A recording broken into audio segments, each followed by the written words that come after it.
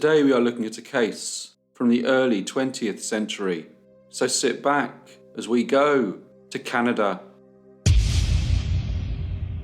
Marie Aurore Gagnon was born on the 31st of May 1909 in Saint-Philémine-de-Fauteuilville, a small village close to the St. Lawrence River, about 90 kilometres from the city of Quebec in Canada. She was the second of 5 children, born to Teleford and Marie-Anne Gagnon.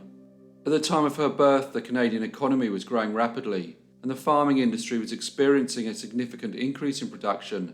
It was an industry that was very important to the country, as in the first part of the 20th century, the government were encouraging people from European countries to come to Canada in order to work, not only on farms, but in such things as clearing land and building roads and railways.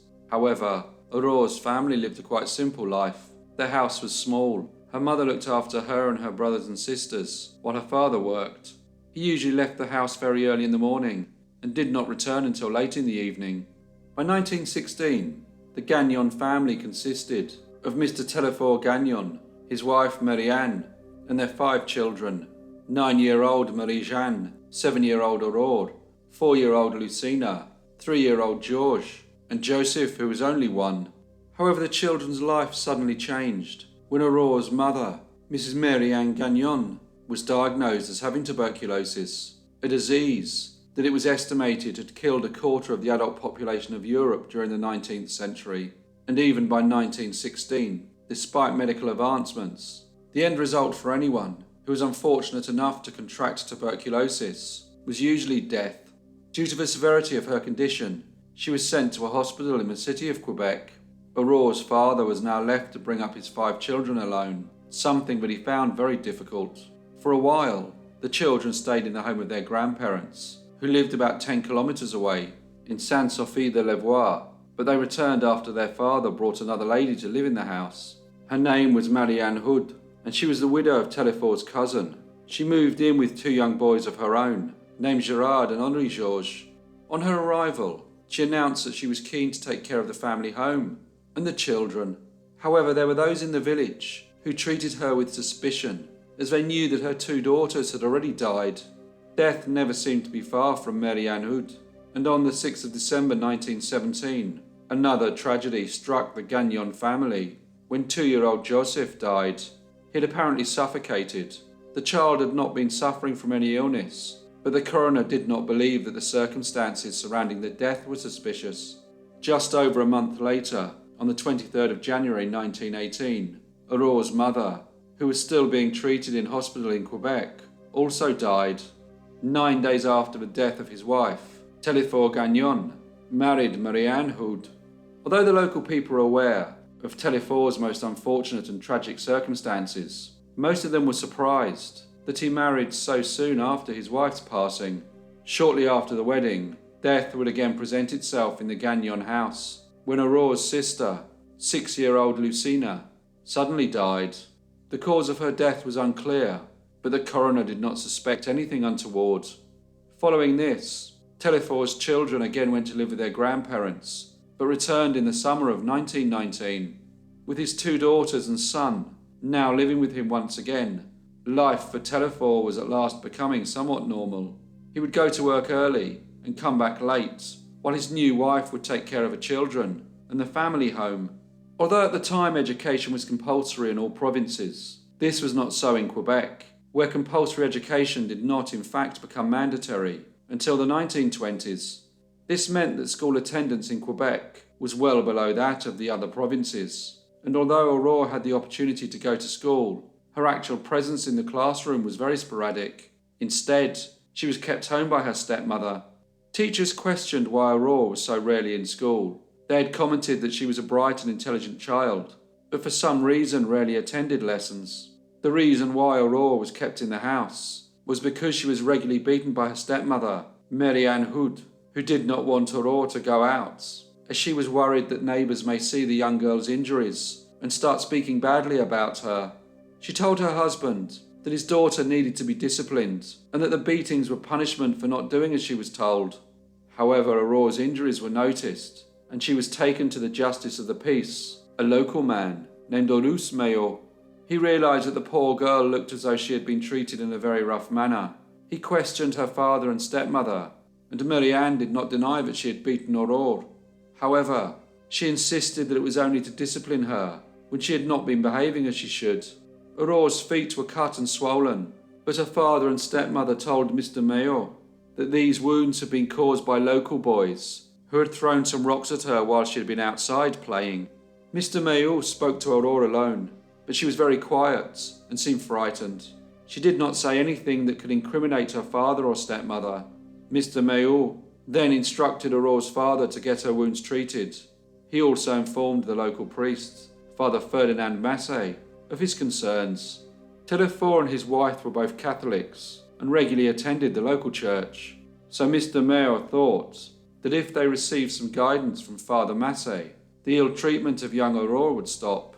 Mr. Mayo did report the suspected mistreatment of Aurore to the police, but they said that they would not be able to do anything unless he made a specific complaint against the young girl's father and stepmother, and Mr. Mayo decided that this was something that he did not want to do. Aurore's father took her to a doctor named Dr. Lafont for treatment on her injured feet, but in September 1919, another injury appeared, this time on her leg, and Dr. Lafont arranged for Aurore to be taken to the hospital in Quebec City. It looked as though her leg had been burnt with an object such as a poker, and people who lived in the village knew who would have inflicted that terrible wound on the poor defenceless little girl, a wound that was so severe that Aurore stayed in the hospital for the next 2 months. Many people had seen Aurore's father and stepmother beat her. In August 1919, the month before she was taken into hospital, Marguerite Leboeuf, who was Aurore's cousin, came to stay. She was 15 years old and saw Aurore being beaten by her stepmother. Another witness to the brutality was Aurore's deceased mother's sister, Mrs. Octavia Hamel. She had seen her niece in a very bad way when she had come to visit in January 1920, not long after Aurore had been released from hospital. Her body had many bruises, and when she questioned Telefort Gagnon and his wife Marie-Anne, they said that Aurore constantly misbehaved and needed to be disciplined. Mrs. Octavia Hamel told her brother-in-law that he should take Aurore to see a doctor. Marie-Anne looked at her and said that she did not believe it was necessary. Mrs. Exilde Auger, the wife of Arcadius Lemay, had seen Aurore's stepmother discipline her. She had also seen the results of the harsh punishments. On February the 9th, 1920, she again had reason to go and see her neighbour. When she saw Aurore, she noticed that the little girl had cuts and bruises all over her body, as well as sores. She was wearing a dirty dress and had apparently been sleeping on a pallet and straw in the corner of a room. Mrs. Exilde Auger told Marie-Anne that she had to take the child to see the doctor, but Marie-Anne replied that she would instead get some ointments to treat the child's wounds. 3 days later, on the 12th of February 1920, Marie-Anne was unable to wake her stepdaughter. Not knowing what best to do, she asked for the assistance of Mrs. Exilde Auger and Dr. Lafont. The priest, Father Massé, was also contacted, as well as the Justice of the Peace, Mr. Orias Mayo. Dr. Lafont noticed that the long-suffering child was in a deep coma and that there was nothing that he could do to help her. A message was sent to the girl's father, Telefort Gagnon, who was working in the woods. He came back to his house in the late afternoon, and by 7 p.m, his daughter, Marie-Aurore Lucien Gagnon, drew her last breath and died. The following day, Friday the 13th of February 1920, a post-mortem was conducted. This was undertaken in a local church by Dr. Albert Marois, Dr. Lafont, and the coroner, Dr. William Jolicoeur. They found approximately 54 wounds on her body that had been inflicted by a blunt instrument over a period of time. She had blood on her scalp, as well as pus from infections. Her left thigh was badly swollen, and the skin on her hands and wrists had been stripped down to the bone. There was also a toxicology examination conducted by Dr. Wilfrid Derome. He found that there was poison in the child's body caused by sepsis. The funeral of Marie-Aurore Lucien Gagnon took place the next day on Saturday the 14th of February 1920. Many people turned out for the service, which was led by Father Ferdinand Massé. Mr. Telefort Gagnon stood in the cold staring at his daughter's grave. In just a few years, he had lost his wife and 3 of his 5 children. Following the funeral, Police Constable Lorette Couture, Constable Verat, and Constable Bouchard arrested Mrs. Mary-Anne Hood and Mr. Aurore Gagnon. The police then further investigated the death of poor Marie-Aurore Gagnon. This included interviewing friends and neighbours, as well as Aurore Gagnon's surviving children. Mrs. Mary-Anne Hood and Mr. Aurore Gagnon were then charged with murder.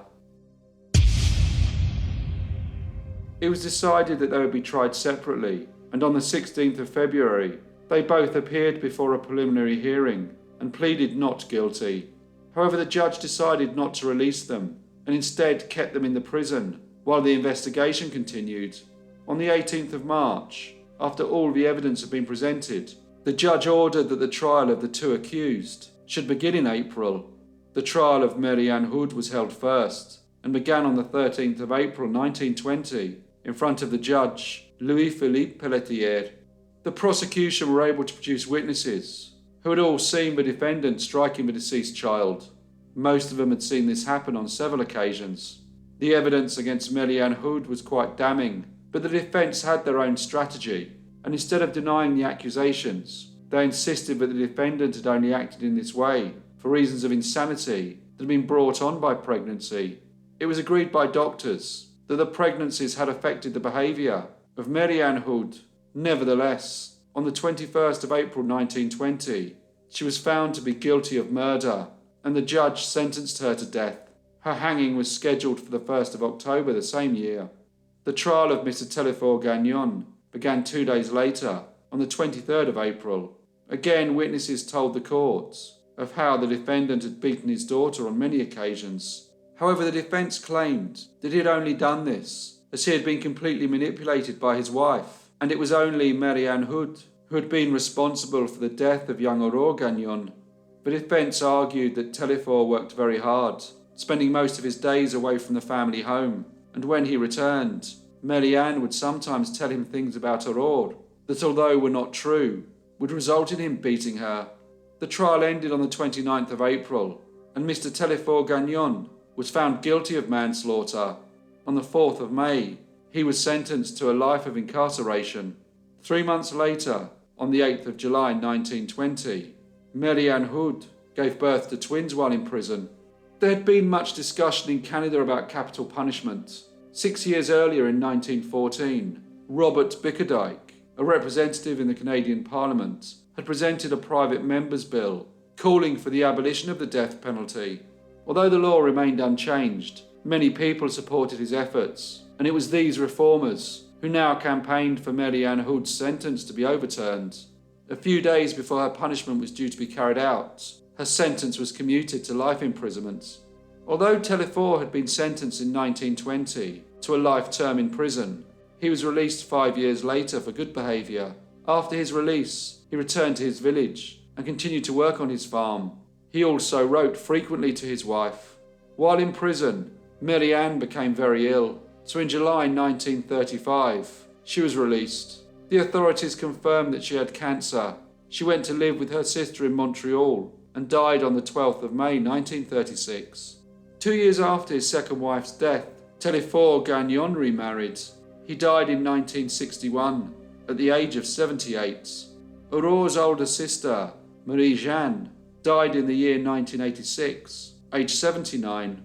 The story of Aurore Gagnon and the highly publicised trial of her father and stepmother was reported throughout Quebec, and in 1921, a play called Aurore, the Martyr Child, opened in the Alcazar Theatre in Montreal.